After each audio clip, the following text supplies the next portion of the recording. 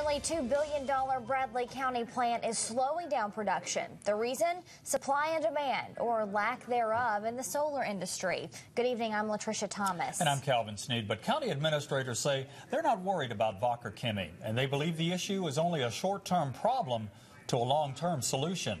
News Channel 9's Alyssa Spirato joins us now with the story. Alyssa. Patricia, Calvin, the almost $2 billion project began in April of last year and was expected to be finished in early 2014. But now expect the Charleston plant to open its doors 18 months later in 2015. And with slower construction comes slower hiring processes for those looking for work. Nestled in a little corner in Charleston sits Willie's Barbeque, a small-town restaurant that brings visitors with big appetites. A 14-year running local business that relies on word of mouth to get by. We have people come here all the time who said, you know, we pass by here all the time and we've never stopped, but when we heard about your barbecue and they come in and they try it and they usually come back. And they're excited about the customers coming from the Wacker Chemie plant just down the road.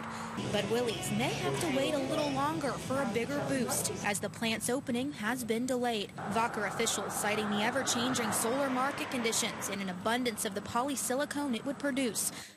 Berry is with the Bradley County Chamber. It's important that we all recognize is that the investment has not changed, the scale of the project has not changed, the employment levels have not changed. The only change is a shift from fast-track construction to a normal schedule. Another foreseeable change, staffing, meaning the promised 600 jobs will come just a little bit later.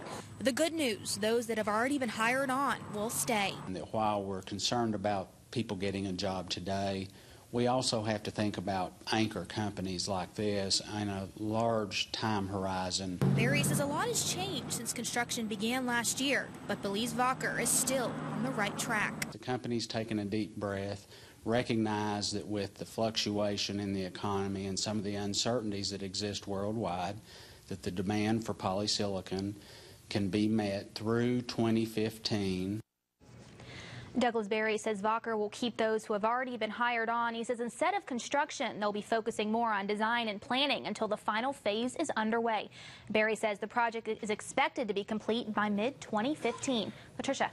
All right, Alyssa, thanks for that update.